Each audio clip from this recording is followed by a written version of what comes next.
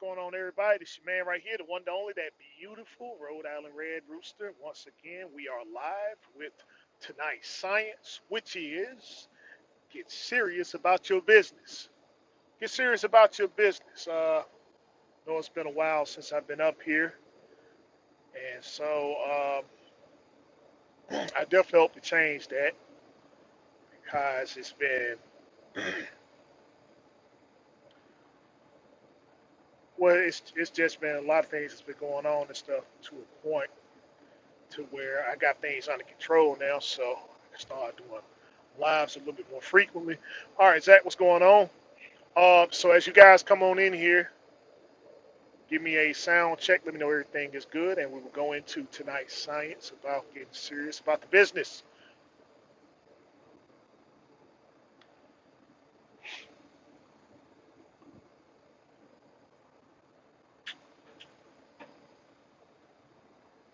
So is my audio coming through okay?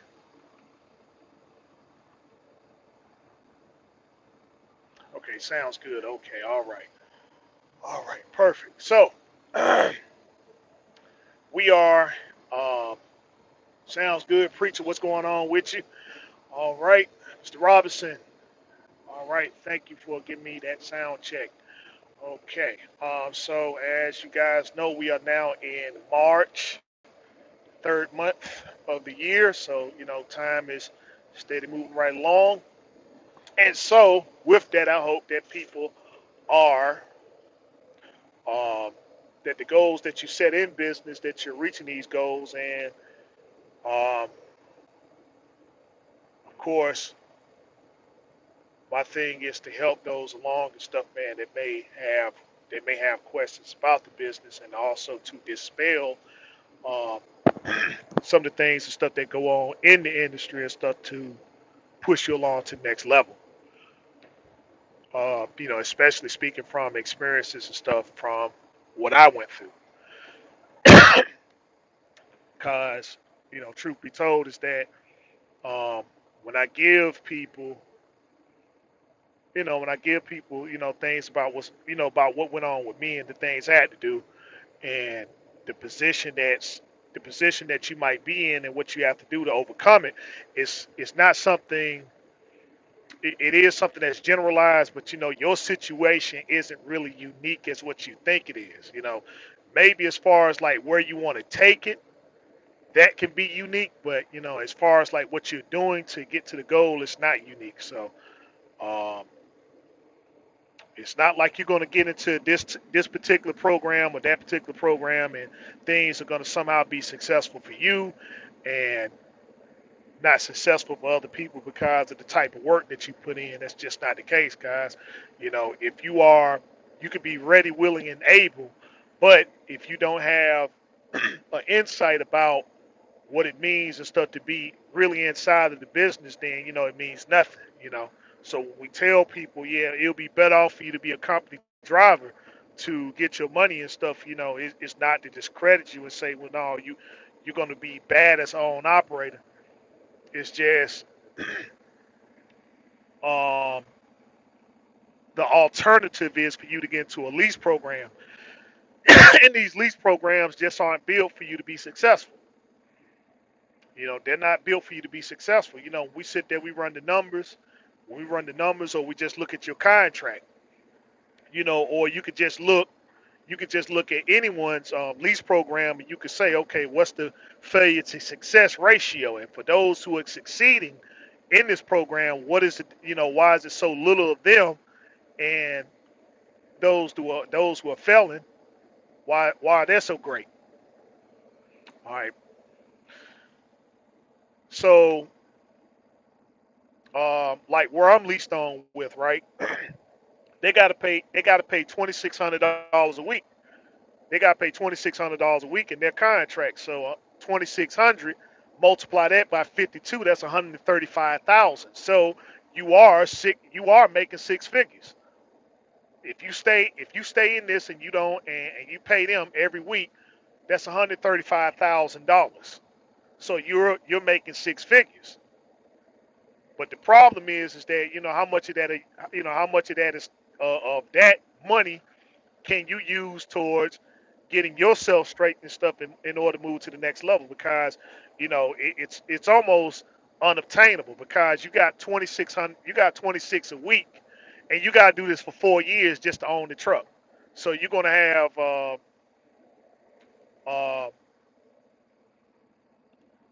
you're talking about 4 years and stuff, right? So you're talking about well over $500,000 in expenses. That doesn't include fuel and stuff. So you're talking well over $500,000. Um,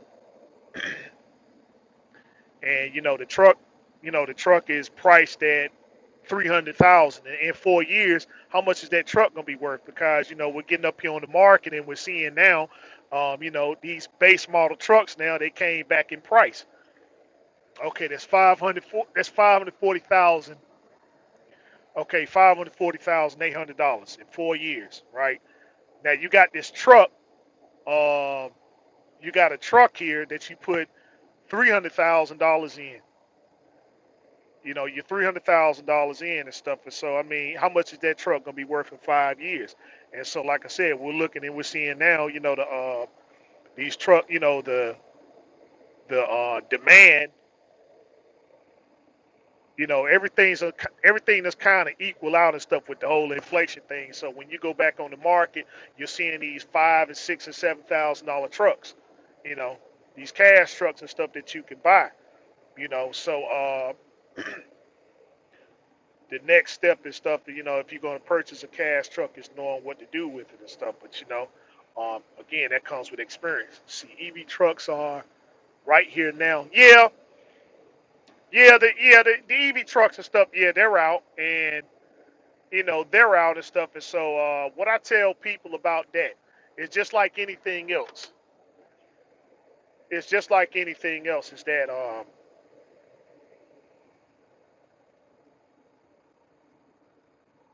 when you seen this paradigm shift, right?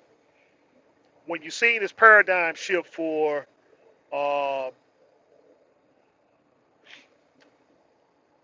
when you're seeing the paradigm shift for the name of efficiency or to be environmentally friendly, what are the things we're facing in the industry now and stuff is the fact that, well, okay, even though they got these trucks now that's supposed to be burning 0% emissions, what's the biggest problems that people have and stuff in purchasing new equipment? You would think it'd be the engine or you think it'd be the engine or the computer or whatever. It's the actual emission system.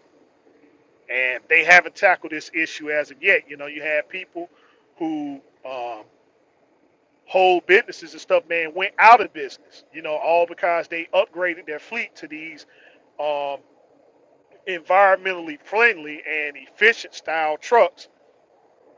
Where they took out lawsuits and stuff, and then had lawsuits reversed.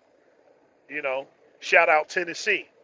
You got a $40 million lawsuit that you win, and then the Tennessee Supreme Court goes in and reverses the decision. So now, you're out of money. You can't get that money and stuff there. So, um, and they had a pretty good claim and stuff. So then, what's the alternative? What's the alternative? Well, people have to find something older. They have to find something older and stuff. And so, I mean, it's okay if you're a small operation. It's okay if you're a small operation or something like that. You running a few trucks, no people, they're saying, okay, well, yeah, you're dependable. But when you sitting there, you got a large fleet. When you got a large fleet and stuff, and you got dozens of contracts and stuff, man. I mean, you can't just go out here and buy um, 2000 and older trucks and then expect people to get in, expect drivers to get in them and stuff and operate them efficient. It's just not going to happen. You know,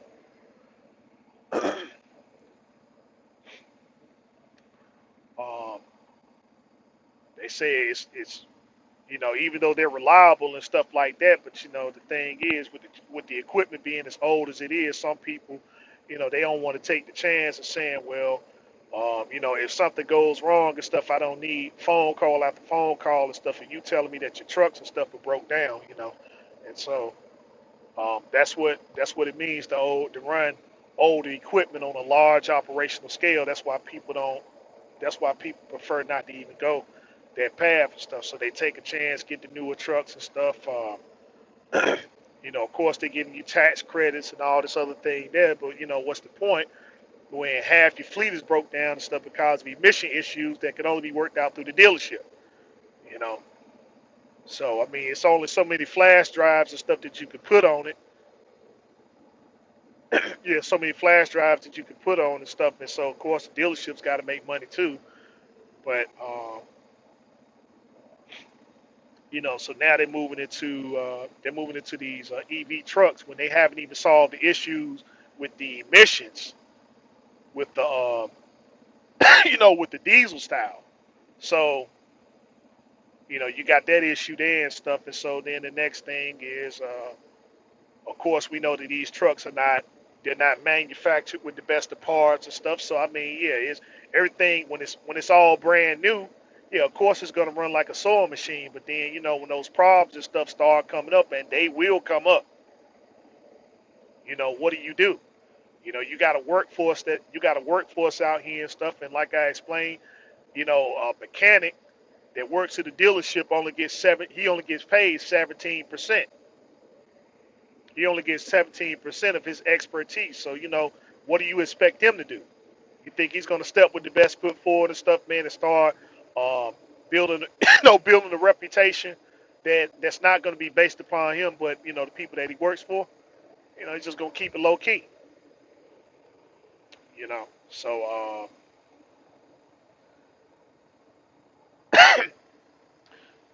it's definitely going to be interesting and stuff, man. But a lot of people learned their lessons, from 2008, from 2008, 2012, when they rolled out with the post emission trucks. People took a chance on them, and you know, a lot of people just didn't like the result or whatever and stuff, and so they had to go to um, extra means in order to keep their business and stuff afloat. You know, but people just get tired of operating under the radar. They like, hey man, listen, I want to hit the road and stuff, and I want to hit the road and stuff and do things in business the way it's supposed to be done, without having to worry about this or looking on my shoulder or whatever and stuff. So they say, well, hey, okay, I'm a one man operation, so I can just, hey, I go ahead and let this one go and stuff and go back into a '07. But if you're talking about expanding your fleet, if you're talking about expanding your fleet, you know, and getting those contracts and stuff, man, just older equipment just ain't gonna fly. It's just not gonna fly and stuff, guys. People are not, especially folk that's coming into the industry now and stuff. They're just not when they get the real truths of how this business and stuff work. Then it's a lot of people just aren't built for it. They just aren't built for it and stuff. They're not going to be doing things. They're not going to be doing things and stuff that you require them to do and stuff unless you throwing some money and stuff behind it. That's the reality. They paid. They paid to take the truck from point A to point B. All the stuff that's in between that's your problem. You got to work that out. And you know, it's very hard to get an employee to say, "Hey, man, listen, work with me, right? Work with me and stuff. Become a partner, become one in the business." And they ain't doing it. Like, man, well, shoot, yeah, I got to do all the stuff to work for you and stuff. But then, I mean, heck, I can go over here to Chicago. I can go to Chicago and stuff, and I can work for him and stuff. And all he wants me to do is to drive the truck, or I can go to some mega fleet, and it's the same thing. They don't require me to do all this stuff. So um, there's a lot of variables and stuff in play. But what we're seeing is the same old. We're seeing the same old, same old. People are not being serious about their business. I'm seeing people making videos about super ego. I guess super ego is the I guess they're the go-to carrier now for people that want to go and lease trucks or whatever. And I mean, I see them all everywhere, and it's the same thing.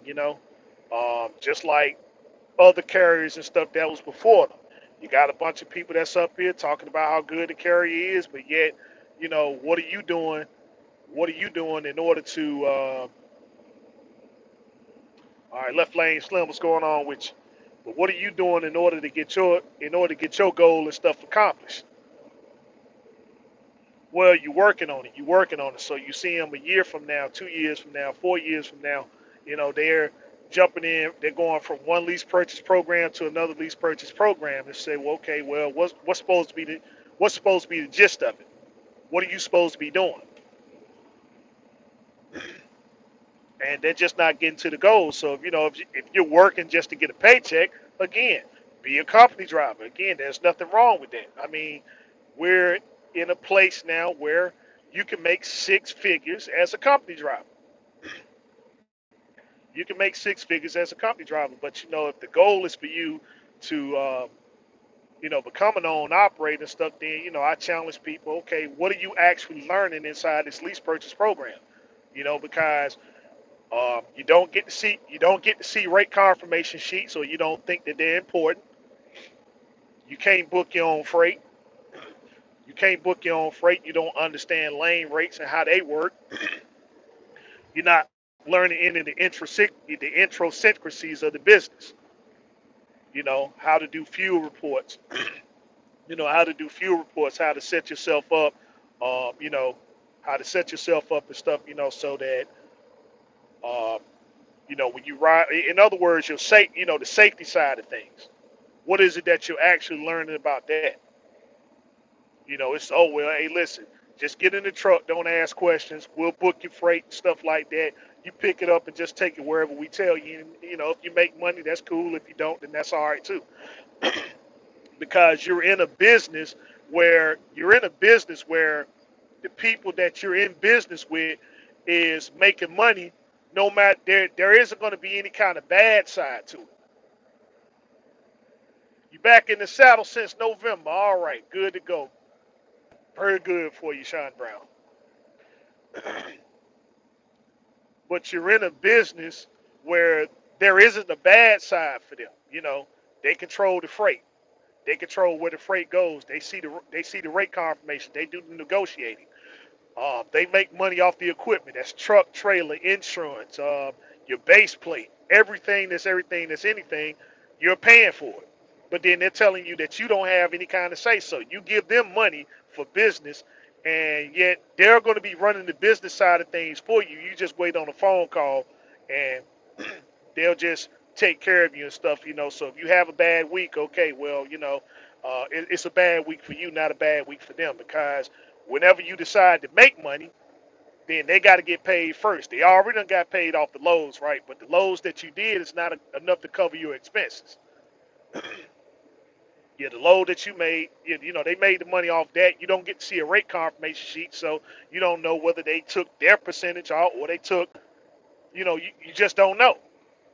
Oh, well, they just told me this what the load and stuff is paying, and that's that. And then the people that they're doing business with, they got instruction not to talk to you directly about anything that's consistent of the business, even though the business is based upon what you're doing, because you're paying them to be a partner in the business, and yet the people that they're doing business with is instructed not to give you any kind of detail about the business. Okay, hey, listen, the load is picking up at this time, and it's going here, and it's going there. But all the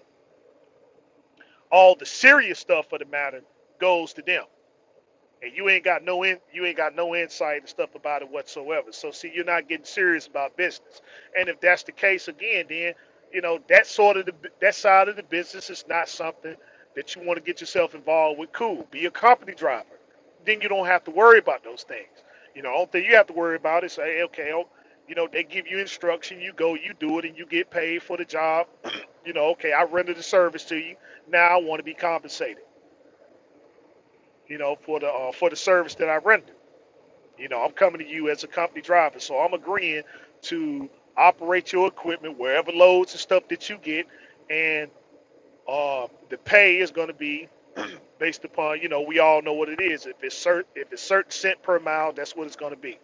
You know, you can only fuel up at certain locations, and the lease program is the same thing. You can only fuel up at these places here. Well, then that's company driver stuff right there, because who gets the discount? Are you getting it or are they getting it? Okay, well, you go over here, they give you they cut you a rebate check to the people that you leased on to and stuff, but because of you not having any kind of insight about the business, you got money that's coming to you there and stuff that's supposed to be coming to you based upon the things that you're doing in your business because you're paying them, and they get to keep that money.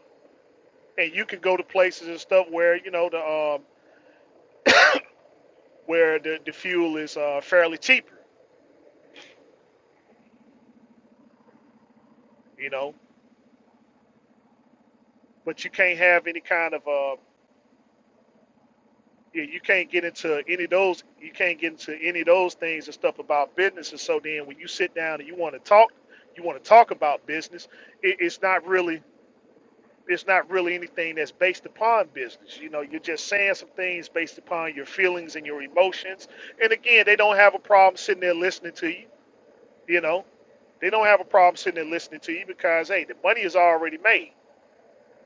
The money's already made. Whether you decide that you want, you're wasting your time. You're wasting your time. You're not wasting their time because they already getting their money. You don't want to do the load, that's fine. Hey, that truck, that trailer, everything that's out there, you got to pay for it. So if you want to decide to take this equipment and stuff and set it here on the yard and come here and talk to us about things that's not really business related, then okay, fine. Hey, I'm all ears. They're not really losing nothing.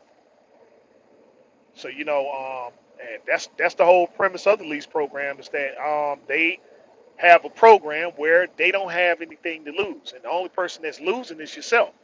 You know, you have employees that's in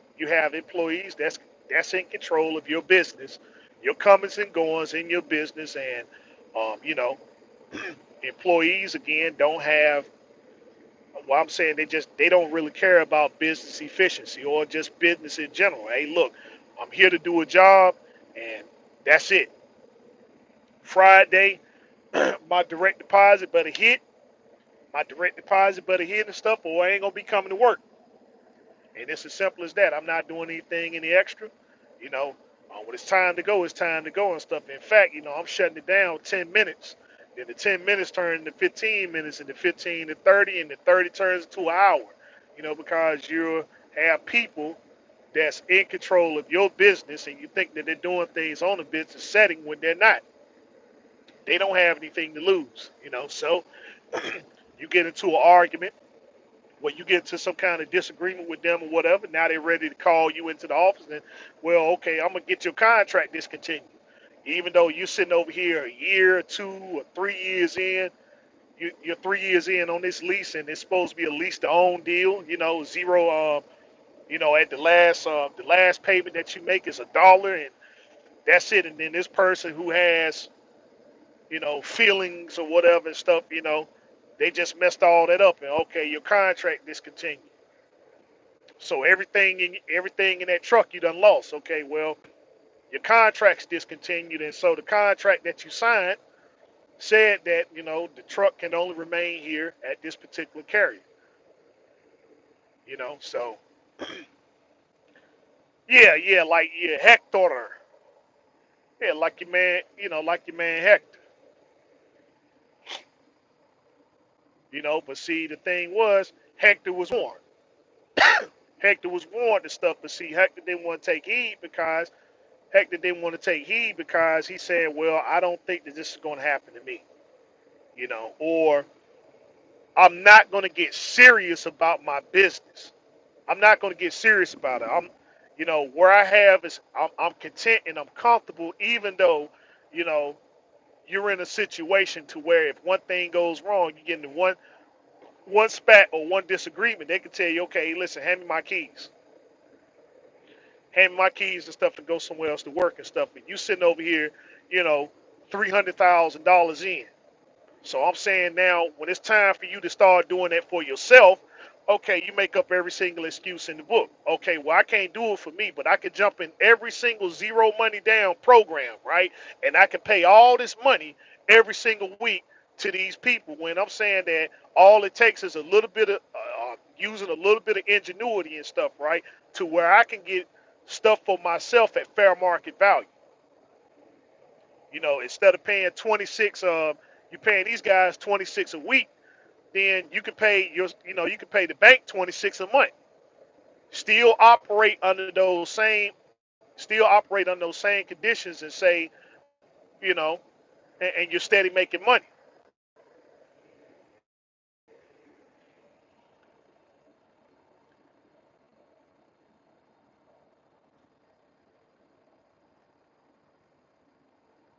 Oh yeah, James C. Yeah, yeah, I seen that. Yeah, he said the solenoid went bad and stuff. Hold on, let me get this phone plugged up because it decided that it want to take a crap on me.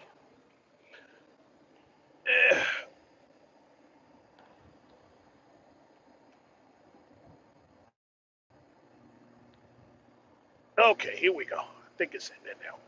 All right. Landstar or Mercer, which carrier you think is better for own operators? I mean, I don't know. I don't know and stuff, man. Because I've known people to go to them both. I haven't had any kind of personal experience and stuff with them. Um, you know, I, I've seen you got your pros and your cons and stuff. Because I mean, it's people that I know that use Landstar as a stepping stone, and so, they're doing great now and stuff.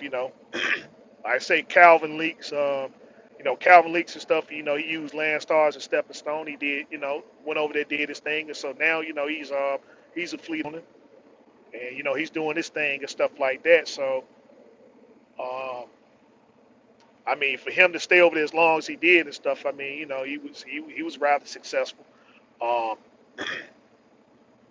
Sean Furman, you over there in Shreveport, all right. Shout out Shreveport. Mercer, it's Mercer. I mean, I just don't know personally and stuff. I would just say call over there. Call, get some basic information about both carriers and stuff, and then if you can reach out and speak to some people. If you can reach out and speak to some people, cause just like you reached out to me, you got people um that work for Landstar and stuff, and they can give you more insight. Same thing, guys work for Mercer. Oh, there he is now, stuff off the top rope. There he is off the top rope. So um, but yeah, um, I would just speak with both carriers and stuff. And so, like I said, man, Calvin, he was over there. He did his thing and stuff, and so he can give you the whole printout. That's Landstar. Now Mercer, I'm pretty sure there's some people up here on the YouTube side and stuff that work for Mercer that can give you insights, better insight and stuff from their personal experience and stuff, and then you weigh these things up and say, okay, well, this is where I'll go. Um, oh yeah, hey Calvin, I hope that you're doing all right and stuff. You see how this West Coast and stuff just acting up, man. I mean, ugh, I keep telling you and stuff, man. Come on over here to the East Coast. I mean, hey, I'm over here. I'm in Jersey City right now and stuff. It's so warm, you don't even need a coat. In fact, I'm running my AC and stuff. But it is what it is, though.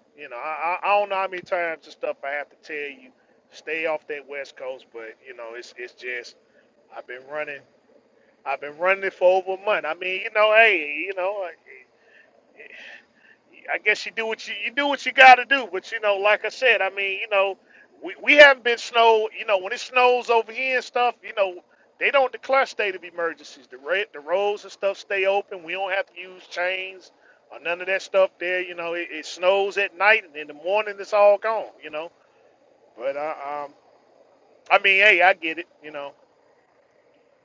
I get it. I mean, I done made too many pleas and stuff with you, but we just don't have those problems over here on the East Coast. So I mean, you're more than welcome to come over here and stuff and run and be safe and not be snowed in, not have to use chains and you know risk being stuck.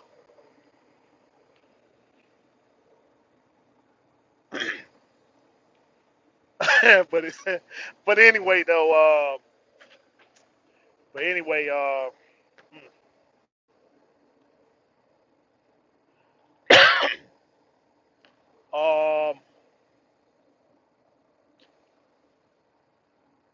I don't know, man. I'm like, I didn't want to. Let's see what you got. I navigate around that with my top rope race. I usually miss all the snowing or getting stuck. Yeah, I mean, hey, you ain't doing, when you can when you can take your truck to the airport, when you can take your truck to the airport and stuff, and they load it up on the airport carrier and take you where you need to go because of those top rope rates and stuff like that. Then, when you get to where you need to go and stuff, they dump you off and you parachute down. You know, you can do stuff like that. You say you paid $310. Yeah, that's man, dude, you must have got on the line. You got on the light end side and stuff. $310. I'm like heck, man. Tolls over here and stuff. You paying almost $600. 310 and stuff. I mean, good gracious. What you got? You just left the LAX Friday. See, that's what I'm saying. Yeah, you got top rope rates and stuff. I mean, that's all you got to do. Just, hey, man, go ahead, load it up, take it to the airport, load up on the carrier. You there in about 2 hours and stuff like that. Yeah, the fast and the furious. Yeah. But see, you can do that though. See, he can do that and stuff, man. Just go on parachute on in and stuff like, dude, dang on. We wasn't expecting you for what 3 4 days, but yeah, that's what you tell them, man. Hey, off the top rope prices. You can do stuff like that, man. I mean, you got your own little section of the LAX and stuff that you can go to.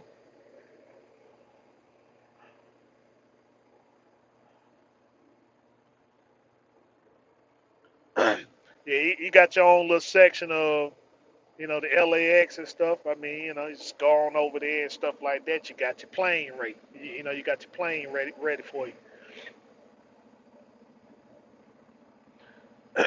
I'm gonna get to that position one day. I'm gonna get to that position one day and stuff. I mean, I don't know. I gotta get serious about the business.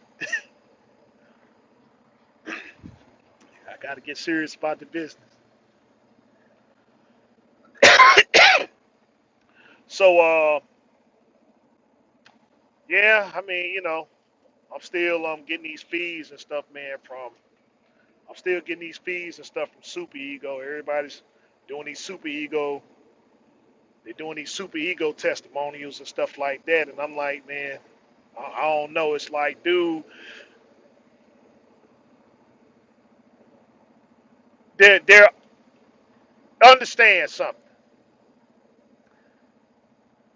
There's a certain type.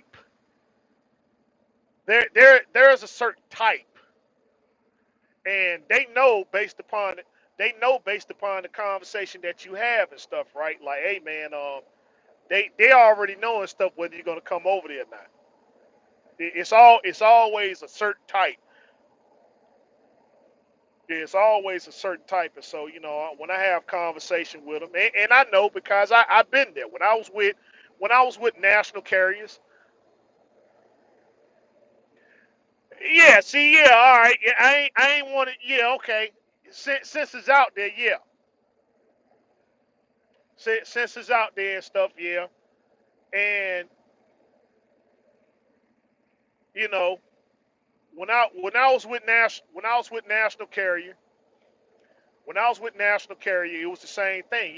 People will have certain conversation with me, and they know, hey, look, this guy lost, man. Yeah, you know, I had I got in that lease program with them, got the 387 Peterbilt, and I thought that was the only way that I could own a truck and stuff. So, they just, I mean, I wasn't making any money. I wasn't making any money, but see, the reason I held on to them as long as I could, guys, I thought that I was going to own a truck. I thought I was going to own the truck after the lease and stuff was up. So yeah, I thought I was going to own the truck once the lease was up and stuff. And so man, I mean, once the lease was up, you know, they came back and told me they came back and told me that they couldn't sell me the truck and stuff, right? So yeah, they said that they couldn't sell me the truck and stuff. And so lease the truck for one more year, and then you go into the buyout. And so again, that's what made me have to figure stuff out. Like, I mean, otherwise they would, hey man, listen, turn this truck in, and go on upgrade and get the W-9. They had a whole bunch of W-9s sitting over there because at the time you had to put money down and stuff in order to get the truck. But they were saying, well, we'll make an exception, turn that truck in, get you the W-9, and that's a guaranteed buyout program once you finish that lease there.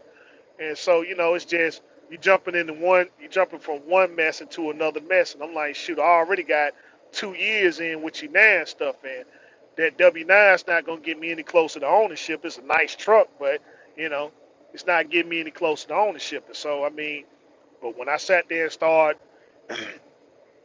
you know,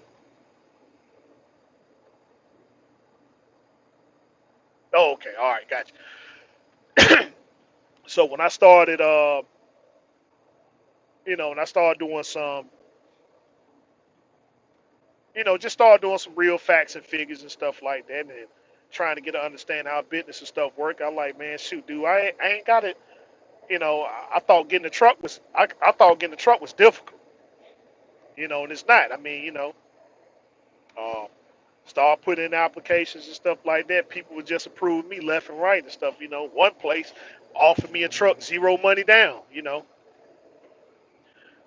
Zero money down and stuff, man. They look, showed me the payments and stuff like that. 700. I think my payment was gonna be what, 700, and I think $782 a month. Of course, this was back in 2000 and 2010. So, but even then, the stuff, heck, I was paying 2,000. I was paying 2,000 a month to national carriers. $500 a week. So, uh, real big difference. But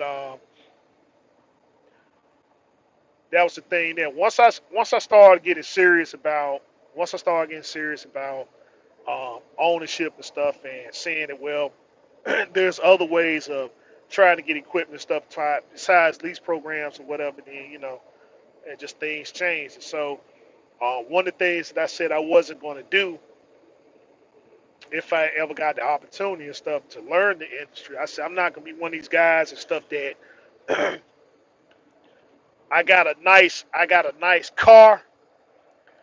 I got a brand new car, but then my truck looked like garbage.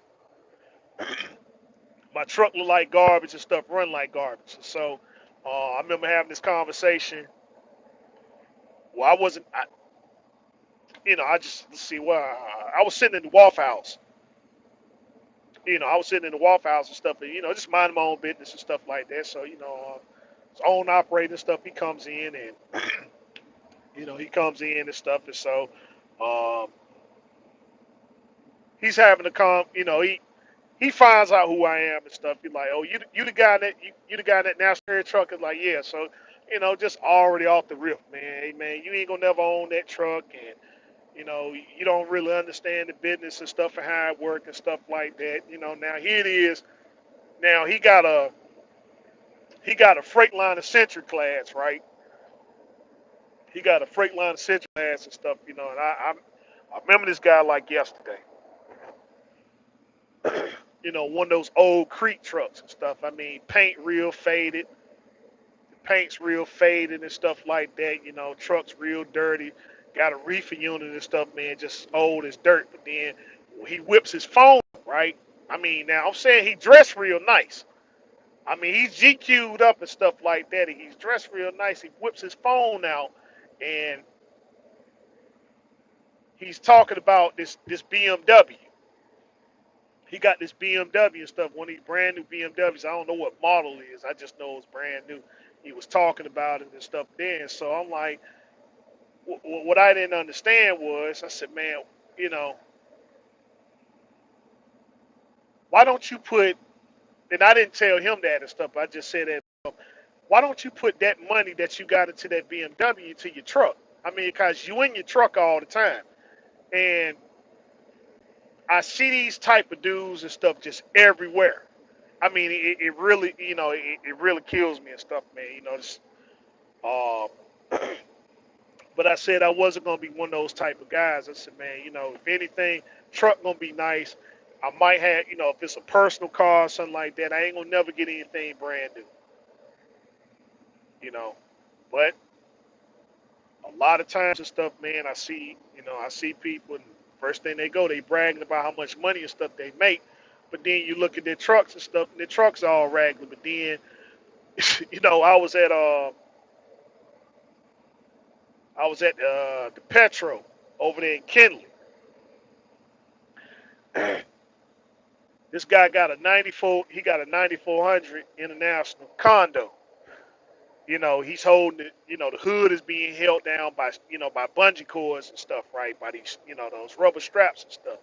You know, truck is not in the best of shape. Reefer unit is not in the best of shape. But then he's pulling up in a Bentley Continental GT. You know, he's pulling up in a Bentley Continental GT. But then, here it is, this truck and stuff. Yeah, it's worse than Duct Tape Express. That's an understatement. He would be doing all right if he was Duct Tape Express, but man, this it was a lot worse and stuff. And I'm like, man, why ride like that?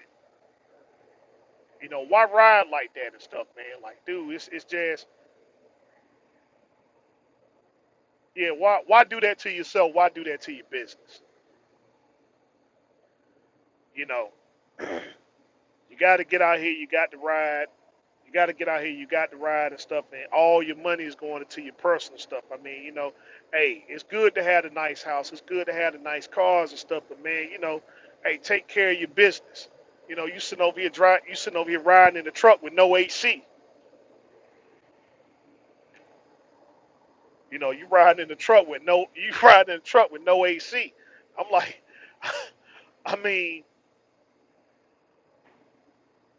it's crazy, man. But they do it. I mean, they do it and stuff, man. And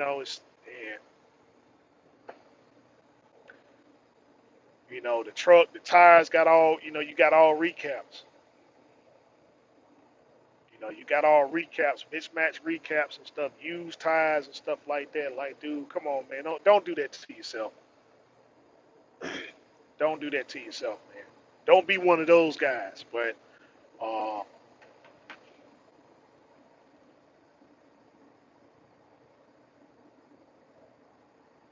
but yeah, just be serious. Be serious about your business, man. If you're gonna do this, right, be serious about your business. That's all I'm saying. All the rest of the stuff is gonna come. You want the nice car. You want the nice car and stuff. Just do a real observation, so to speak.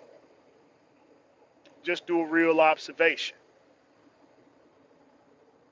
And I'm not saying not to do without it and stuff. I mean, yeah, if that inspires you and stuff, then yeah, work towards it. But I'm just saying, don't have all this nice stuff and then your truck, and then your truck is all raggedy. I mean, cause your truck can be raggedy on the outside, right? I mean, if the paint job's faded and stuff like that. But I'm talking about when you pop that hood and stuff, your truck is running like a sewing machine. That's okay. That's cool. You know, you crank your truck up, you ain't got no problems and stuff like that. You ain't got massive oil leaks and coolant leaks, and you got fresh tires, fresh brakes and stuff like that. But you just saying, well, look, I don't do all the other stuff. I don't do the, I don't do all the wheel polishing, or I don't go to the truck wash every week or so of, but your runs fine. That's cool. That's cool and stuff. But it's just, man, dude, you got some that just, and they swear up and down, okay, yeah, the truck doing a doggone deal, and it ain't. They sitting over here putting a gallon of oil. They putting in a gallon of oil a day and putting in coolant, or and some of them ain't putting coolant in it, is putting water in it. Cause they got so many leaks and stuff like that. It's just don't do that to yourself, and then think that you're gonna be out here in business. You're gonna be out here in business and stuff, with people that take care of their stuff. You know, it's a worryation and stuff like that. I mean, cause I can't have it on my brain, man. Can't really leave the house and go too far and stuff. Cause it's today gonna be the day the truck put me down. Like, nah, screw that. You know, build you up just I can't say build you up an escrow and stuff. Cause first you got to get out this zero money down stuff, man. You know, if you over there and you in the zero money down stuff, get serious about your business. Go over here, do what you got to, make sure that your plan and stuff is in motion. You got a brand new truck, you got a brand new trailer. They're going to start you out that way and stuff. So, you know, hey, look, I got to run. My credit and stuff ain't in the best of shape. I ain't got no money in the bank and stuff, so I got to build up capital. This capital got to go towards setting up my business. So people got to understand, hey, look, I'm not going to be home this weekend or next weekend or the weekend after that. Like, hey, this whole year is going to be dedicated. This whole year is going to be dedicated to getting myself straight, because next year, yeah, then we can start relaxing when I got a truck, when all my equipment and stuff is through the bank. I might be leased on to the same carrier, but at least the truck is mine, the trailer is mine. You know, all the other businesses and stuff is mine. So the only thing I gotta do is just pay the little fees and stuff like that to be leased on with the carrier. But everything else and stuff is mine, is controllable, is manageable. So I don't have to get out there that hard. I know where my credit and stuff is at. Yeah, I know what my credit and stuff is. My credit was sufficient enough for me to go out here and purchase some equipment. And so the money that I'm saving, the money that I used to pay in this lease, yeah, I got extra income and stuff now, but let me put that away as a safety net. That's what I build my escrow upon, you know, so that you're not cash. I mean, yeah, use your credit so that you don't be cash poor, but build up your escrow while you're doing that. That's what you do with the extra money. Build you up an escrow and stuff like that. So, you become your own bank. You become your own bank. If the repair and stuff is, if it's gonna cost you a couple grand and stuff, then hey, so be it. You be your own bank, because with your own bank, at least you ain't got to be charged interest. You ain't charging yourself interest. If you know that you're gonna make that, you're in a business to where things are running along consistent. So you had to borrow a couple grand to get stuff, but you was prepared because you know that these things was coming up. So you got to borrow a couple grand from yourself. That's cool. You already know that when you get things and stuff running, you done made your couple grand. All right, let me go and put this money back. Let me go and put this money back and stuff. And so, if you got to swipe your credit card, if you got to swipe your credit card, okay, that's cool. Use that to your advantage and stuff to take care of your personal stuff, and then you got time to pay that back. But if you're making the money consistently, you get that money back in there as fast as you use it. Nobody, it's no harm, no foul. I mean, cause if they're giving you $20,000, 10, $20,000 line of credit, okay, you only paying your bills for 1 month and stuff off that credit card and stuff. If you got to use it, yeah, go ahead and use it so that you're not cash poor. But then You know that you got to pay that money back, right? But you was already going to do that with your money. So your credit card took care of that, right? So you ahead of the game. So when you get your paycheck, when you get your settlement that you were going to pay your bills and stuff with, you pay the credit card back before the 30 days are up, and there it is. Everything is working for you. Everything is working for you and stuff. Your credit's working for you. Your cash is working for you. You working for you. But the first thing you got to do, you got to get to that point, and you get to that. The first, what you have to do definitely is get serious about your business. Don't get in no kind of don't get in any kind of traps and stuff that make me feel comfortable about anything. Well, I'm in this truck and the truck is running like it's supposed to, and the dispatchers are treating me nice. That's just a trap. That's just a trap to keep you in the truck and stuff because their whole ordeal, why they gave you the zero money down, is because they're making money off of everything. They're making money off the load. They're making money off the loads, the fuel, all the expenses, the truck, the trailer, and you paying for it. So if something does happen, okay, well, they ain't even paying for that. They take, in these lease programs, they take zero loss. They take zero loss and stuff. That's why they can give you the truck for zero money down. Because there aren't going to be any bad weeks and stuff for them. Okay, well, Lowe's didn't go the way that they were supposed to and stuff this week. Well, hey, I'm still making money off this truck. So, whenever you start making money, they got to get that money first. If it's 1 week you in the hole and stuff, or 2 weeks you in the hole or whatever, they got to clear. That money's got to be cleared, and they're gonna make sure that you make that at least. They're gonna make sure that you make that at least and stuff. But now if it gets over a certain amount of stuff, you in the hole a certain amount, then yeah, they're gonna get rid of you. Like, hey, ain't no way of catching this up.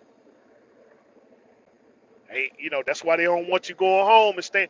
You can't be staying home and stuff for a whole week. But if you're in the lease program, you shouldn't even be thinking about taking time off. You in the lease program, your mind should be, hey, listen, I'm in this thing and stuff. My stuff is bad. My stuff is bad, man. Taking time off, that's for people that got their stuff paid off. That's for people who got their trucks and stuff through a bank. If you in a lease program, last thing you need to be thinking about is taking some time off. You in a lease program, your mind should be, hey, look, I'm not taking no time off and stuff until I got everything that I need. Once I got it, I'm turning this truck in and stuff, and that's it. No more payments, no more of this stuff. You got your stuff back. I got my bread. I'm moving on to the next thing. I'm moving on to the next level. If you ain't in that position and you want to get in the lease program and stuff, have that mindset. Okay, look, hey, it's you married to this road. You married to this road, you married to the miles. Because you gotta get the money. Otherwise that and stuff, if you want to take time off, and stuff, be a company driver. If time off is what you need, and so you can take off as much time as you need as a company driver. Look, you run, you get your money, you run, you get your money. Once you make your money, if you want to take a week off, they probably tell you, hey, look, well, you can only take 2, 3 days off. That's if you take the truck home. That's if you take the truck home. You know, that truck ain't yours. So just take the bare essentials. Just take the basic essentials and stuff of what you need. And when you want to take the time off, turn the truck in to the terminal. Yeah, turn the truck in at the terminal, stuff like that. Hey, look, man, I'll holler at y'all in a week. What they gonna do? The company's always hiring. The company always hiring and stuff. Oh, well, you can't do that. Hey, just put me on a no pay status, which is what it is. Just put me on a no pay status. You take your week off and stuff. When you're ready to come back to work, you go ahead to the terminal and stuff. They'll find you a truck or they'll tell you where to fly out and pick your equipment and stuff up from there. You know, that's why, company drive, they tell you, yeah, you can take the truck home and stuff because they want you coming around back out. But if you got to take time off and you want a lot of time off, get your money. Once you get your money, turn the truck in. Um, once you get your money, turn the truck in and stuff like that at the terminal and stuff like that. Like I said, they always hiring. They just, hey, put me on no pay status. Yeah, put me on the no pay status and stuff. Okay, so cool. You take your time off and stuff like that. You ready to go back to work? All right, and they'll be more than happy and stuff, man. You know, okay, well yeah, just go on fly on out here or fly on out there.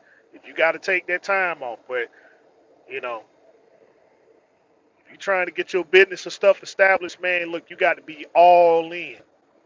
You got to be all in and stuff, man, cause it's gonna be so many things out here that's gonna stall you to where it's gonna take that free time that you thought you had, you ain't gonna have it.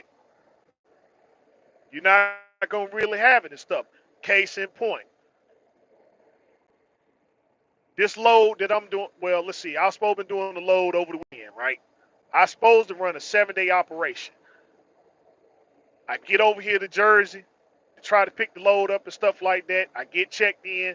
I get an email 2 o'clock in the morning saying, "Hey man, they canceled your load." So yeah, they canceled your load and stuff, right? That was supposed to cover me for the weekend. So I didn't get to do anything yesterday or today. So that's 2 days. So now I got 5 days left. I got 5 days left before pay cut off, right? But that's just the business. So I pick up a load tomorrow, run it straight through, and stuff, and then you know, pick up something on Tuesday. Then the other thing you got to worry about, even if you run it, you'll run out of hours. You run out of hours before your 7 day out. Before your 7 days and stuff up. If you run on a 7 day if you run on a 7 day pay scale or a 7 day operation, your time runs out and stuff, right? So now you got to do a 34, and so you might not be in a good place and stuff to do a 34. You would like to be and stuff. Yeah, I would like to be home and stuff, but sometimes that just ain't the case. When you hustling, when you grinding, you just ain't, you just ain't gonna be there. So, it's a lot of things to consider and stuff, man. When you're in hustle mode, when you're in grind mode, you know. But things ain't gonna always go the way they supposed to and stuff. I mean, I had a reef, the reefer messed up on me. I'm sitting there in the middle of taking my 10-hour break and stuff. Reefer all of a sudden just shuts off. So now I got to get out here and mess with this thing and find out what's going on with it. And then I got to call the repair person. He got to come out there. And so now they got to switch the load off, right? Because the trailer's messed up. So now I got to go back to the plant. I got to go back to the plant, get everything swapped over. So while I was going to do a 7-hour split, now I was going to do a 7-hour split. Now I got to shut down for the whole 10. All because I had to go over here and get the load and stuff swapped over, which of course made me late delivering the load and stuff like that. But they went on ahead and took it, but it throw me behind on other stuff because what I was supposed to deliver on Friday, I couldn't deliver Friday. I had to wait till Saturday morning, all because of that breakdown that happened on Wednesday.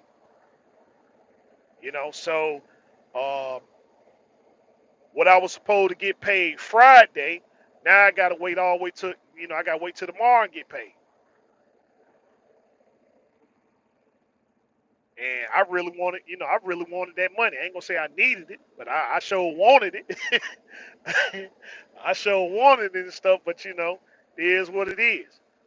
And so, things just ain't gonna always work perfect. But you do the best you can with the hand that you dealt. But you make sure that the hand that you dealt, you're the one that's dealing it. You're the one that's in control of it. You don't sit there and play cards and stuff and show everybody your hand. The house may be dealing the cards and stuff, but you make sure that you see the cards and stuff before they do.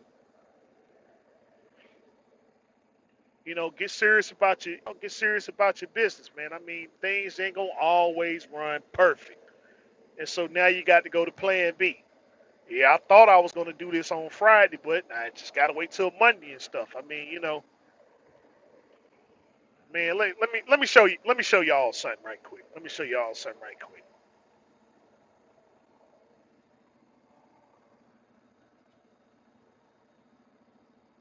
You see that right there?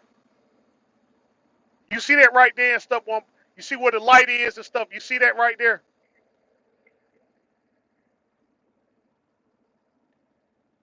You see that arcade machine back there? I suppose that I bought this thing a month ago. This thing has been riding in this truck for a whole month, and all I was supposed to do was I bought it in Maryland, right? All I was supposed to do was go pick this thing up and take it back to the house. And this thing has been riding with me for a whole month. You know, that's just the gist of it. You know what I'm saying? I mean, like you supposed to be, I'm supposed to be hooking up my house and everything, and this thing right here has been riding in this truck for a whole month. All I'm trying to do, all I was trying to do was get back to the house, get this thing off the truck and stuff like that. And it's just that's just the gist of it and stuff. It's like what's more important. I'm like, hey man,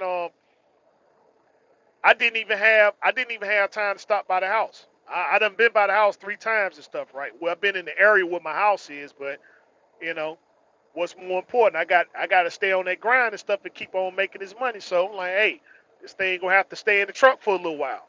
But you know, it was one of those rare things and stuff, man. I'm like, I couldn't find, I can't find it anywhere else, and I lucked up and I bought it, but you know, I didn't know it was gonna be in the truck this long. But that's just to show you,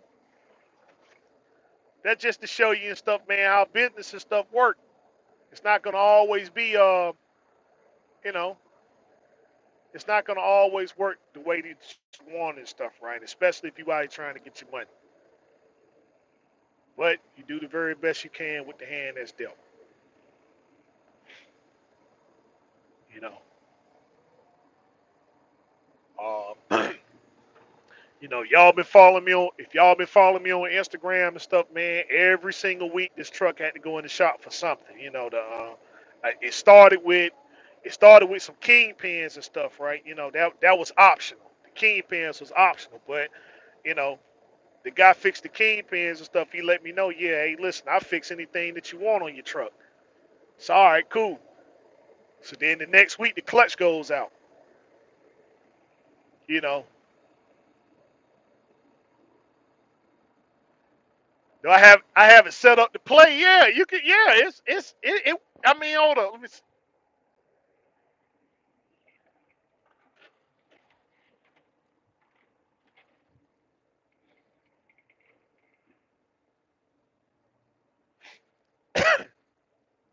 Yeah, it's set up. Hold up.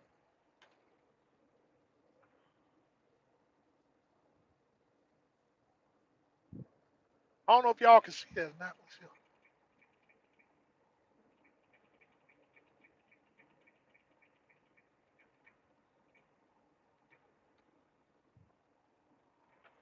Can y'all see that?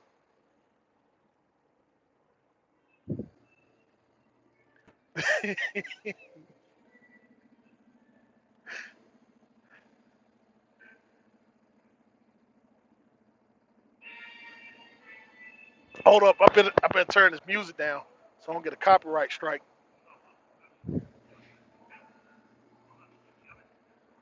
But yeah, so I mean, yeah, it's set up. But this thing, it's supposed to be in the house. But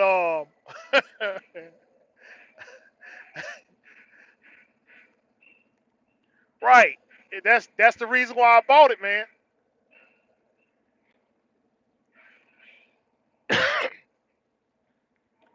But dude, it sucks, man.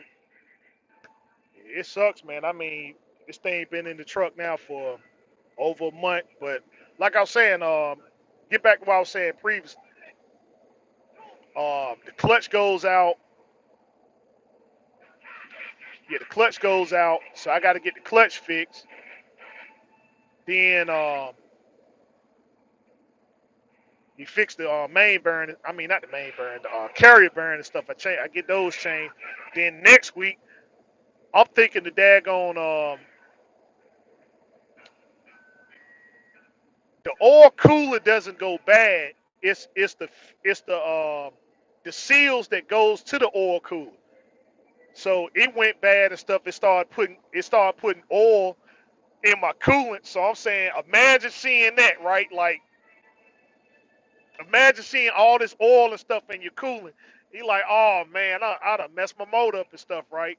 You think your head gasket done went bad, so of course I got to jump on the internet. Shout out Francisco Amaya. I mean, like I said, I mean, he pulled his video up and stuff like that, and so this well, what's the problem and stuff? He said, man, well, your seal went bad. Your seal on your oil cooler and stuff went bad. So you change you change that, but you might as well change the oil cooler and stuff because I got over 1,000,000 miles and stuff. But that's what happened. Then when they changed the oil cooler and stuff, he put the same hoses back up there. So next week, um, one of the hoses go bad. Well, let's see. Yeah, last week, it leaked out all my coolant and stuff. So I had to get another hose and stuff like that. You know, So like I say, every week and stuff, man. I mean, I haven't been down to where I've been out of work and stuff for a whole week and stuff, but it's just every week it's been, you know, those things and stuff went out, and yeah, those things and stuff went out and stuff, and so that's why I had to, that's why I had to deal with.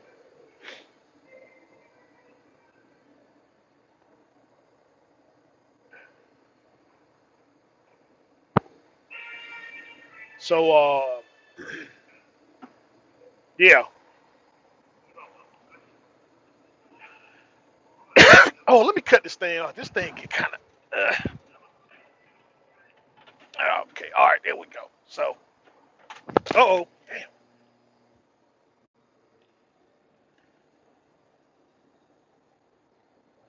Okay, I done broke that. So let me see. Let me set this right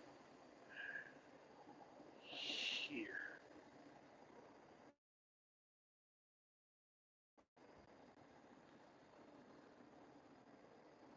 Yeah, so that's just the. Oh, come on, thing. Now, why this freaking thing want to start acting crazy? Hold up.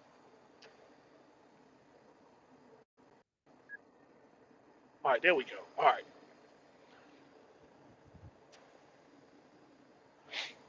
Yeah. So,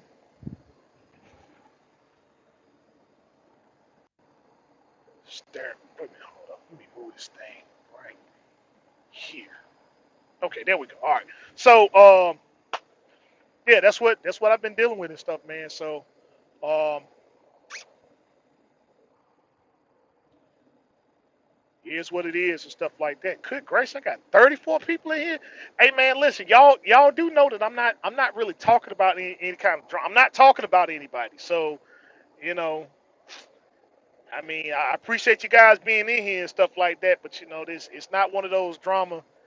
This is not one of these drama lives and stuff. So if I don't know if I said I did. Did I say my? No, I know I didn't. I ain't say anybody's name and stuff. So I mean, yeah. Usually after I get over a certain amount of stuff, man, I start. So what you got? My Freightliner is going to hit 700,000 miles tomorrow once I finish my delivery. Okay, yeah. So hey, man, yeah, I had to post up some stuff about the Cascadia. So it's just these truck, they're good trucks. They just, you know, they really fool you into thinking that something's really bad with the truck and stuff, and it just be something simple. It just be a rubber a rubber seal and stuff, a gasket or something like that. It goes bad, but you got to go almost like a rebuild just to fix that little small thing.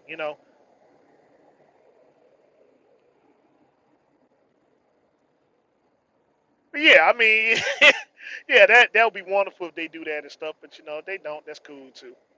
I don't really pressure people into doing too much. But yeah. So um, that's been it and stuff, man, for the last couple weeks. Yeah, that's been it for the last couple weeks and stuff, man. So steady hanging in there and stuff, stay doing the thing. But man, look, just if you decide to get into this, man, just be serious about your business, man. Be serious about your business. Don't play around and stuff like that. Don't give people all your time.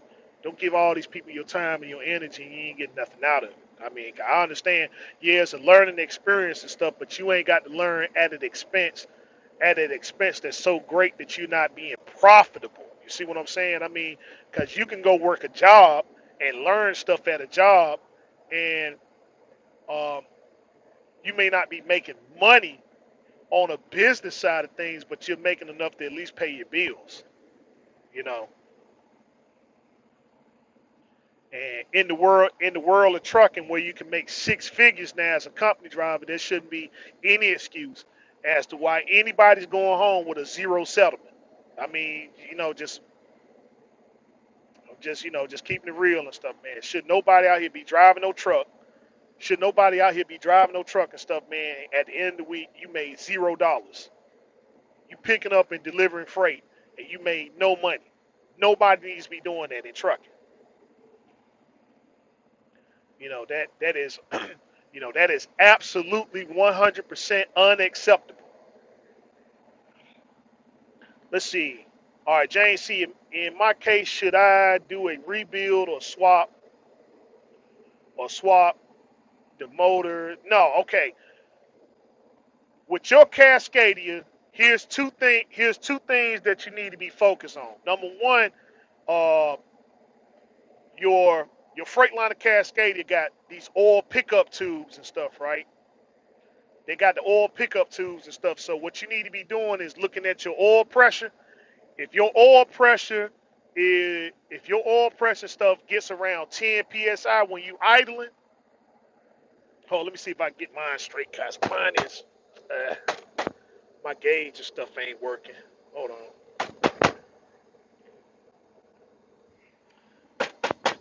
Come on, thing.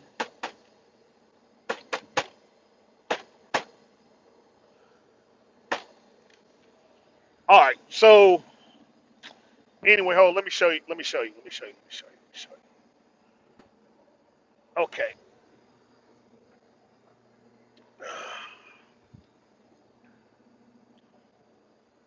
Okay, that's my oil PSI. That's my oil PSI right there and stuff, right? You can see the gauge ain't working like it. The gauge ain't working like it's supposed to and stuff. I got a shortage in it. But if your PSI, when you idle your truck, if your PSI is right there, then and these Cascaders, they're real good for it and stuff, man. If you idling your truck and your PSI is right there, and what's going on is that um your pickup tubes, and stuff, you got two rubber gaskets. I mean, yeah, you got two rubber fittings and stuff on your oil pickup tubes, and so what's happening is that when your truck is idling, it's picking up air, and so when they start to go bad, what's gonna happen? You're gonna get a check engine light, and you're gonna get an engine stop light because once it started to suck that air a little bit, yeah, it once it once it started to suck air and stuff, right? What happens is, yeah, it sucks in air and stuff, and it thinks that it's not getting any kind of oil and stuff, and so it sends your truck into a stall. Okay, so you got 9, 10 psi when I'm idling, 25 when. Okay, yeah. So your so your pickup tube, the rubber gaskets that go to your pickup tube and stuff, they're wearing out, and when they go completely out, you're gonna start getting especially like when you hit it, if you hit a hill, or if you hit a hill and stuff, or if you hit the brakes and stuff like that, anything like um, when you put your truck in the gear, when you put your truck in the gear and stuff, you start driving, the truck is gonna power down real quick, and then it's gonna power up real quick. And so what that means is that the tubes and stuff is that they move a little bit, they suck air up, and it gets inside the tube. And so When it gets inside that tube for a brief second, you know, the sensors and stuff pick that up, and then it kills all the power to your truck to save the motor, and then after that and stuff, then the lights and all that other stuff will go out. But to fix that, you got to drop the oil pan. Yeah, you got to drop the oil pan and stuff, and so you buy the gaskets and stuff like that. They'll take the tubes and stuff off, take the other they'll take the old gaskets off, put the new ones on, and um, oh, it's something else you should change too. It's called the oil. I believe what's called the oil pickup manifold. It's a little it's a plastic cylinder and stuff, right? It's a plastic cylinder and stuff that sits. It's not your oil pump and stuff. It actually picks the oil and stuff up and sends it to the oil pump. But since you already got the pan and stuff changed, you might as well go ahead and change that too. So that part should be about $200 and stuff. It's probably a little bit cheaper and stuff now, but yeah, you drop the oil pan, you change the rubber bushings, and you get that oil pickup tube. Not oil pick the oil pickup manifold also has gaskets in it too. But since your truck got 700,000 miles, you might as well just go ahead and change that too. Why he got it dropped and stuff? The hardest thing is getting the oil pan off. So once you drop it, you put the gas. They take, you move the tubes, you put the gaskets on, the oil pickup manifold, you change that, and um, change your oil pan gas. Yeah, buy your oil pan gasket. Yep, buy your oil pan gasket and stuff. And once you got all that changed and stuff, just go ahead, throw that on up there and stuff. Of course, you're gonna need an oil. You're gonna need an oil change. 'Cause you gotta drop the oil and stuff. But once you do all that, your PSI will go up to about your PSI when you idle, it should be around 25. It should be anywhere between 19 and 25. But definitely get that change and um yeah, get that. Yeah, definitely get that change right there. If you're gonna do anything else, start with that first. And so, um, right. So once you change that and stuff, right? They'll fix your oil pressure issue and stuff there. And so then the next thing and stuff is your oil cooler. But you don't really have to worry about the oil cooler and stuff, until I mean, if you got any leaks around your if you got any leaks and stuff around your oil cooler and stuff, the oil. I guess I got to go more into detail to show you, but if you got there's a gasket that goes to it and stuff, right? There's a whole gasket that goes to it, but if that gasket if the gasket is leaking, then you might as well go ahead and change all of it and stuff while you got it off, because you got to take that whole assembly off to change the gasket. And so once you change that gasket, you just change those two rubber bushings and stuff that go to your oil cooler. But just go ahead and change the oil cooler while you got it off and stuff like that. That way you ain't got to worry about anything else. Cause what happens is the gasket goes bad and your coolant starts mixing in with your oil, and it get in your it'll get in your uh I don't know why I can't think of these names and stuff, man. Your coolant reservoir. It gets in your coolant reservoir and stuff, and so you know that's where that oil and stuff is coming from. Let's see. Ball head. Once you once you pay a Lone Mountain truck off, do you get to pay? Oh, let me make sure I'm reading. See, once you pay a Lone Mountain truck off, do you have to pay to get the title in your name? Okay.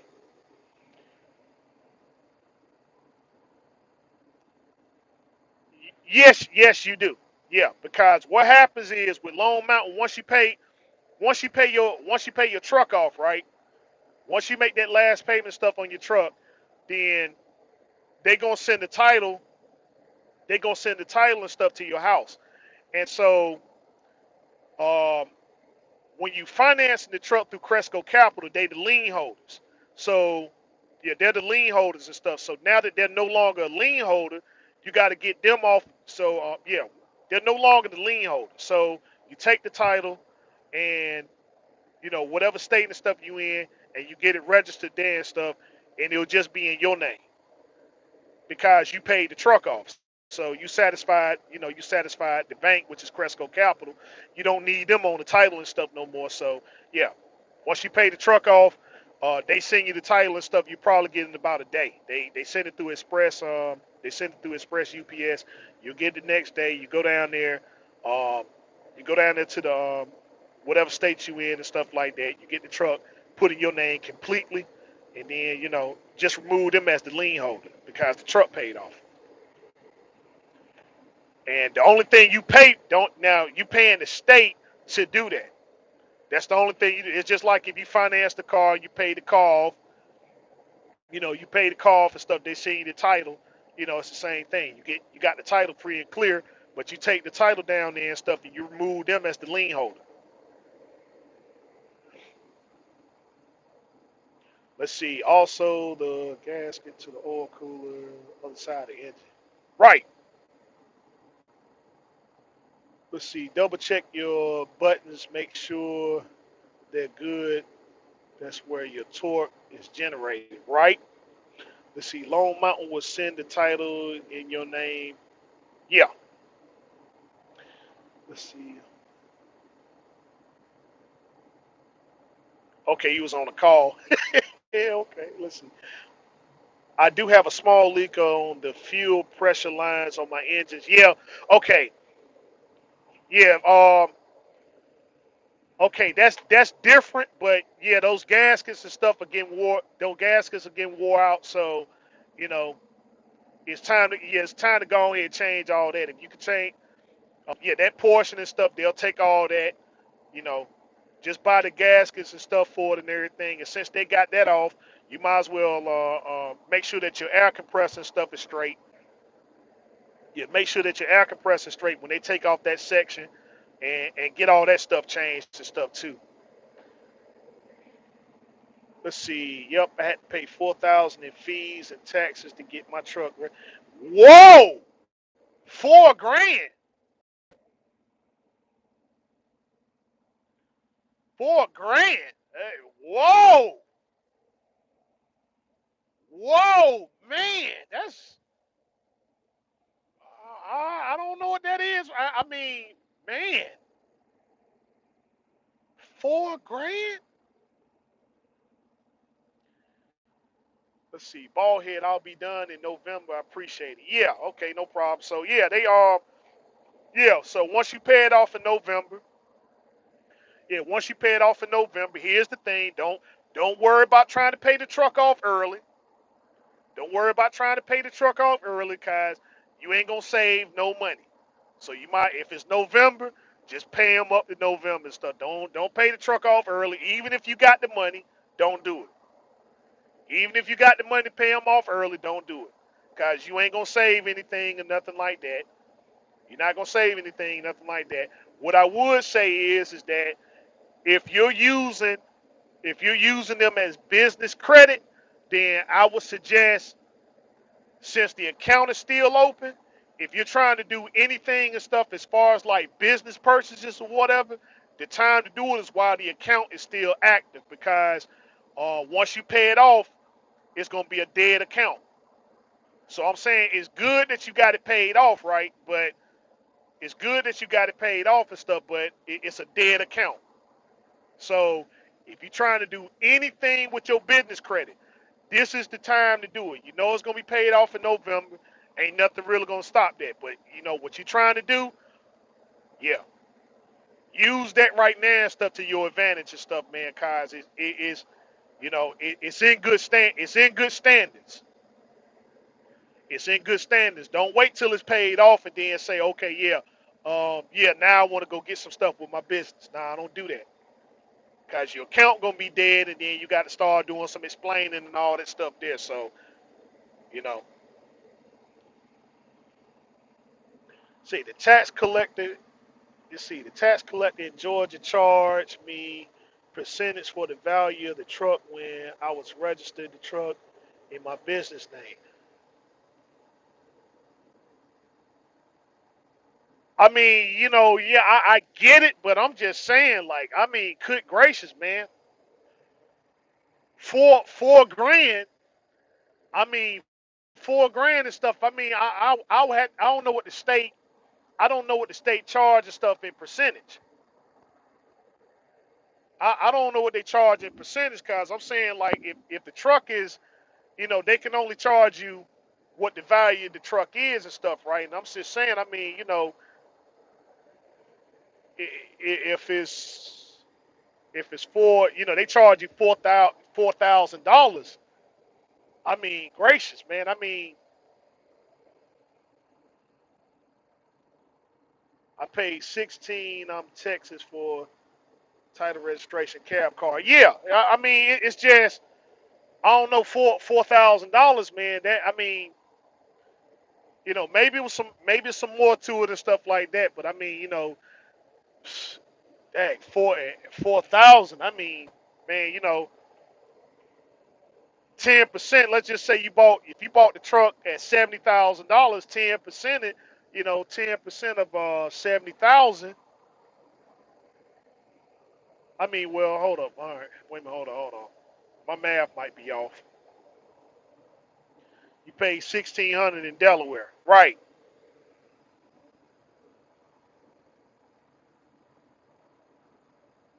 Uh,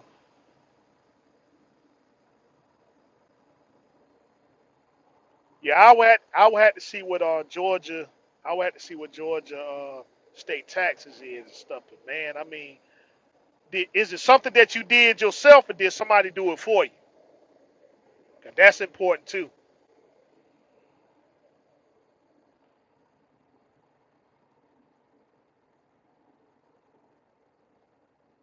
You're gonna write it out. I mean, you still can. I mean, you still can. But that I mean, you got to get with your CPA for that though. But just yeah, your CPA and stuff can. If you got a CPA and stuff. Oh, you did it yourself? Gracious. Oh, okay. That's. I mean, well, I guess it is what it is. But man, ugh, that's rough.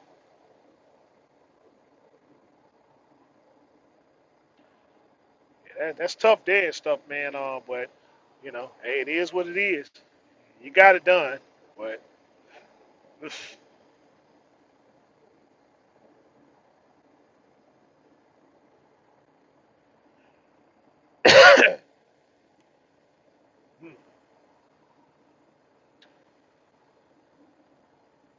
but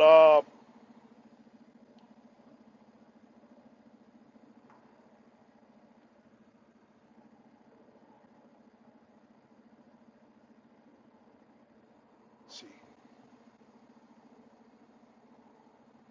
Yeah, yeah. I mean, hey, it is hey, it is what it is and stuff. It's done, but man, good gracious,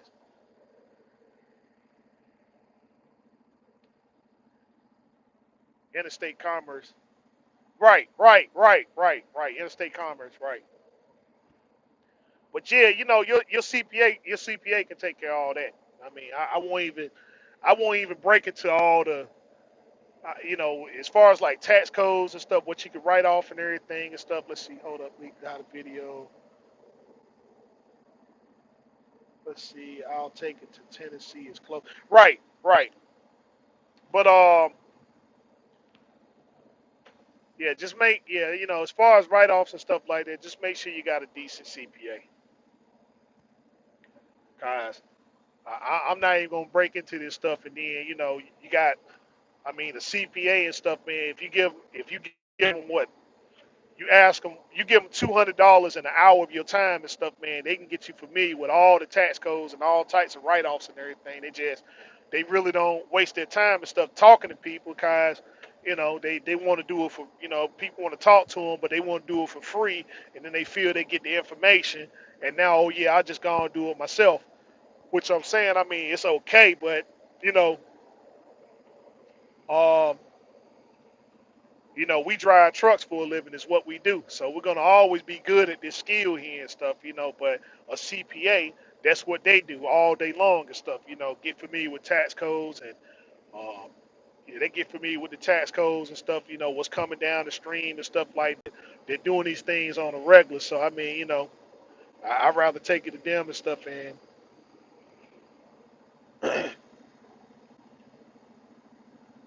yeah, yeah, I mean, it'll come to, it'll come to you and stuff. It'll come to you, just, you keep in tune and stuff like that. I mean, we'll get you familiarized with it. If you're serious about business, you'll take the time and stuff to figure these things out. I mean, you gotta. It's just like riding a bike and stuff, man. I mean, you're gonna fall off a few times and get your knees scraped up, but it ain't gonna be nothing serious. Even though people try to make it and stuff like, oh man, you mess up this one time and that's it. Like nah, it's a series of stuff that go along with that. You know, it's a series of stuff that go along with it. Uh, Man, you know what though? I seen Ghost uploaded something.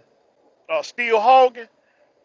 I seen Ghost upload something, man. He didn't really go into detail about his situation. He didn't really go into detail about his situation stuff. I hate that's what's going on with him and stuff, man. But I'm like, ugh.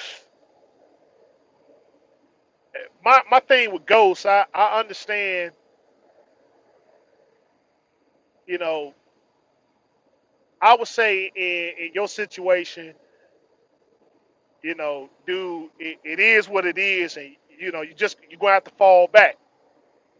You're gonna have to fall back. I mean, if they telling you can't leave the state, and you still got your CDL and you can still work it, I know you the type person to say, well, yeah, I don't want to work for people and all that other stuff there. And, that's cool, but you know, uh, uh,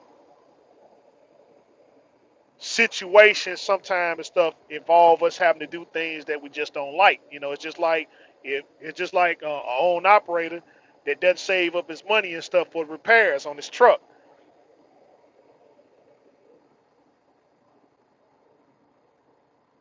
No, no, I don't think he went under. It. I don't think he went under. He got into some trouble and he got into some trouble and stuff with his business and stuff. I mean, it was to my understanding, it was some people that he was working with.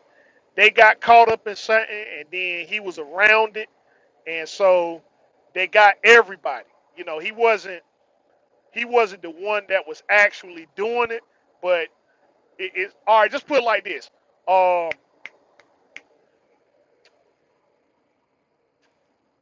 what's that football player name? What's that football player name and stuff? That the one that had to go to jail and stuff because of that the dog fights. What's that football player name? But if whatever that football player name, let's see. I honestly consider parking my truck and going 1099 and learn from my. No, I mean Michael Vick. Yeah, Michael Vick. Yeah. So yeah, Michael Vick. That's that's the type. Yeah, that's the type of stuff that what you call is it. That's what happened to Ghost. Ghost is Michael Vick except in trucking. He, you know, he ain't got nothing to do with it, but he's the man with the money. He's the man with the money and stuff like that. And so possession is 9/10 of the law. So they grab him up and stuff, and they grab him up and stuff, and so now he gotta he gotta kind of get things and stuff on track that way. So I mean, you know, it just goes to show that you can't do everything for everybody. and everybody ain't got your best interests in heart, even though you trying to look out for them and stuff like that. You know, that's what it was. He kept giving these guys opportunities, and they kept messing up. And whenever they get caught up in something, he got caught up into it too. He had, that's the thing there and stuff, man. So now things are just all the way bad. Things are just all the way bad and stuff, and he in the fight, but you can see he in the fight by himself because everybody else straight. They just telling him and stuff. Okay, look, you can't operate. You can operate in trust state, but you can't operate in touch state. And so that's his situation and stuff there. Let's see. You honestly consider parking your truck and going 1099? Bad idea. Ain't no point in 1099. 1099 doesn't give you any kind of advantage whatsoever. It doesn't give you any kind of advantage whatsoever. In fact, 1099 hurts your 1099 hurts your opportunity more than it helps it because what they saying with 1099, what they saying is basically, um, your lease purchase program, right? You're gonna take on you're gonna take on some of these expenses, but it just gives them a way and stuff to say, well, you know what? I didn't get my check cut this week, so nobody got paid, right? Nobody got paid. I ain't get paid, so I'll pay you next week. Yeah, I'll pay you next week and stuff, man. But no, that 1099 stuff, that game is done. It ain't no point of trying to do that. It's just like, look, just you know, the only way you're gonna learn is, like I said, you got to be all in. You're gonna have to be all in. You're gonna have to take the bumps and the bruises and stuff like that. Now, if you're not where you need to be as far as your capital, okay. If you're trying to gain some capital, then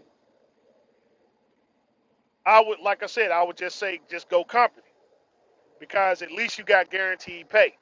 But just go in, you're a company driver, but just go in with an own operator mentality. It's going to take you a while and stuff, but again, you can stay in that truck, keep on working and stuff like that, get the capital that you need, and then move on to the next thing. If you're trying to operate solely off of capital, cash, but the next thing I would say, get your credit straight. If your credit ain't where it need to be, then you need to be taking about 2 or 300 your dollars and stuff, right, and get your credit cleaned up. You need to be talking to somebody about getting your credit and stuff cleaned up. If it ain't where it needs to be and stuff, that's the first thing. So I'm saying, you know, if it's just access to capital, which is what stops a lot of people. 1099 is company driver, independent contractor, just drive the truck, allow the income to flow through my LLC. Like I said, it ain't in a perfect world. In a perfect world, I would say, yeah, go ahead and do that. But most people who run 1099, what they doing, they don't have their business together. Most people that doing that 1099 stuff, they ain't got their business together. And so at the end of the week, when it's time to get paid after the job got done, they gonna be sitting there and stuff and running little interference and talking about, man, shoot this little nonsense to you and stuff and tell you, okay, look, I ain't got paid yet, so I ain't got paid, so I can't pay you.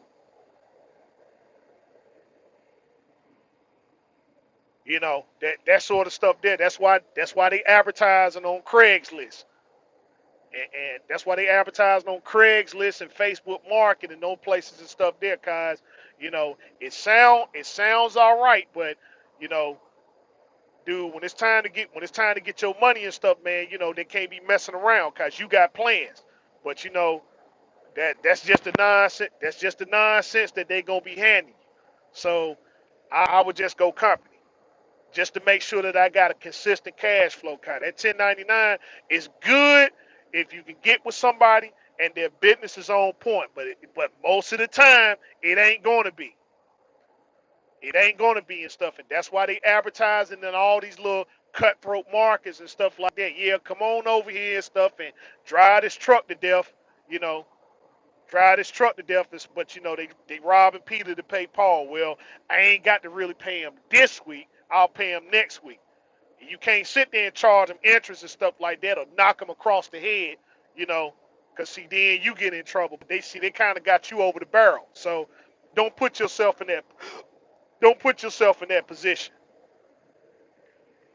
If they want, you got to do your business and stuff right. They're going to sit over here and do everything else right. They're going to book these loads and get the stuff up there. So when they get their bread, you should go ahead and get broke off consistently.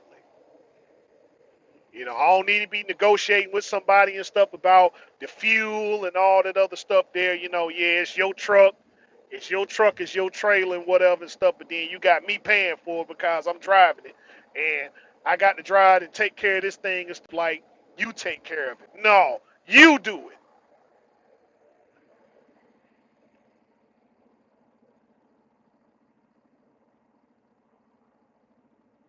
Yeah, and that's all that is. That 1099 stuff, I mean, it's just a way and stuff for you to get delayed getting your bread, you know, and see, and then they put you in one of these positions where I could give you some of your money and stuff, that sort of thing there and stuff, and you can't really do nothing to them. You can't do anything to them because they covered on all sides. Like, well, you can't do nothing to the truck because the truck is insured. They expected that to happen. So the only thing they're gonna say is, well, the truck got vandalized, right? Insurance gonna cut them a check and stuff like that, and they covered on that side there. They already know that's what they anticipate. You're gonna get so mad, so upset. You're gonna drop the trailer and stuff somewhere, and they're gonna say, well, that's vandalism. So they're gonna cut him a check. That's vandalism and stuff like that. You get somewhere and stuff like that, and then the truck all tow up. Somebody done busted all the windows and stuff out and broke the computer and all this stuff. See, that's vandalism. That's covered under insurance.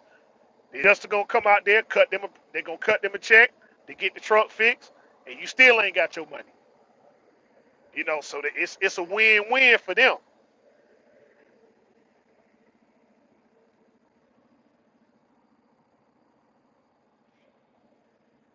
So no 1099, man. Look, just be a company driver, get your money, save your capital that way and stuff, and then move to the next step.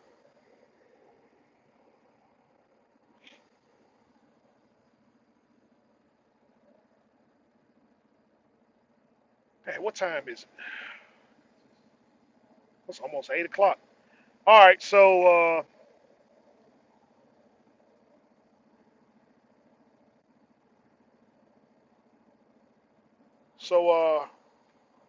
I guess that's that and stuff, man. Like I said, hey man, look, I appreciate y'all and stuff staying in here, chatting with me and stuff like that. Special shout out to Calvin off the top rope. I know you be extra busy and stuff like that, but appreciate you chopping it up with me and everybody else and stuff. Sean Brown, I'm glad you back out here on the road doing your thing. James, stay in there and stuff. Stay committed. I hope that hey, it gets tough. But you ask any one of us out here and stuff, yeah, it gets tough and stuff. But um,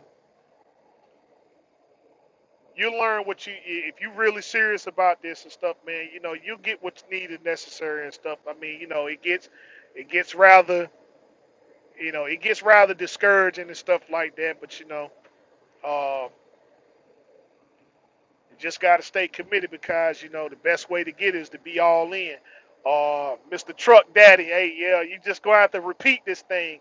TBE, what's going on with you? Late as usual, but I mean, um, my man Preacher, hey, still keeping an eye on you and stuff like that. Continue to drop your science.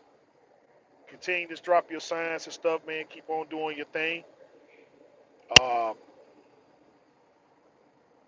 you know, also preaching stuff, man. To God be the glory. See who else we got in the house tonight. Ball head, you almost done and stuff, man. Just stick with it. Just stick with it. November and stuff is right round the corner. We already in third month. We already in the third month of the year and stuff. So hey, just don't pay the don't pay the truck all too early. Lorenzo, yeah, what's going on with you, man? Hey, appreciate you. Yeah, appreciate you and stuff, man, and your words of encouragement. And to all y'all that didn't comment and stuff, that's okay too. I appreciate y'all giving me the like button. I hope that the information that I gave you guys was helpful. Um, yeah, to my man Ghost, hey man, just fall back, do what you got to do and stuff like that. If you can only stay in the state, stay in the state, make your bread and stuff that way, get your stuff up, go ahead, get that court behind you and stuff, and then you already know what to do. Is that this ain't the first time you've been in this. I mean, I guess maybe it is the first time you've been in a situation that's been this dire, but once you work your way out of it and stuff like that, you just know, hey, look, you gotta you got a good heart and stuff, man, but the heart sometimes got to be hard and say, man, look, dude, I can't do it no more and stuff. I do this for my family now. 'Cause I understand you got a child now and stuff, you got a baby, so you got to do it for family now. Hey, look, if I got a soft spot for anywhere, it's for my wife or for my child. So, you know, uh, you get somebody to drive your truck and stuff like that, they got to be all the way straight. If they a little bit shaky, hey, look, you go and take that somewhere else, man. If you don't know how to put down, these guys don't know how to put down that pipe, and they don't know how to put down that alcohol and stuff. It don't mix. It don't mix in business and stuff, man. And so, unfortunately, that's the situation that you're in. So, you know, uh, we're gonna stay positive and stuff like that. We still rooting for you and everything and stuff, man. I know you still in there, but hey, right now you just got to fall back. You know what I'm saying? You just like Michael Vick. Vick sat there. Michael Vick wasn't fighting no dogs.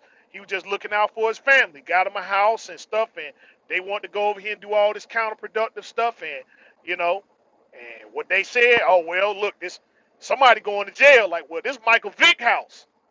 You know, this man over here making bread and doing stuff for business and his family, unfortunately, and stuff. Mess his whole thing up, trying to look out for him. That's family for you, right? But hey, um, hey, do what you got to do. Do what you got to do. You got to fall back. I know it sucks, but it's only for short term.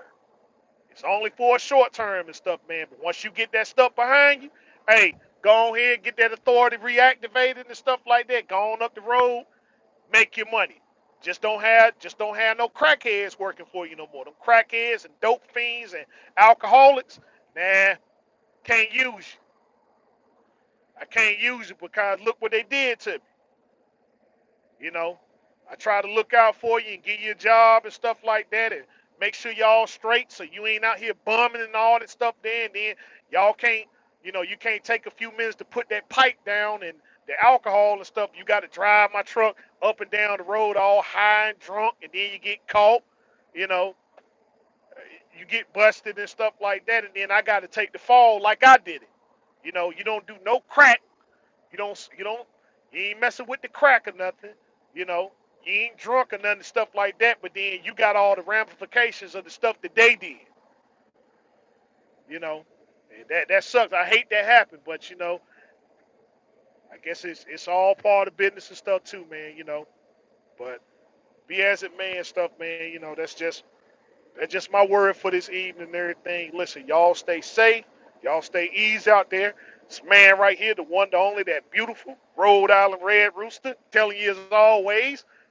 Well, not telling you as always, but man, hit me up on Instagram, which is Rhode Island Red Rooster 22. Rhode Island Red Rooster 22 on Instagram, where I'm always posting up things about my 2013 Freightliner Cascadia. Also, my phone number is up here on my YouTube page. Text me first. Let me know who you are. Let me know what the subject matter is and stuff. And as long as it's about trucking, and stuff, man, you know, I'll set up a time and a date and stuff for us to go into constructive dialogue. And with that being said, this man right here, the one, the only, that beautiful Rhode Island Red Rooster, telling you as always, continue your own research, fact finding, and studies. Honest on your skills every day. Till next time we talk, next time we meet. Be safe. Be easy. Peace out.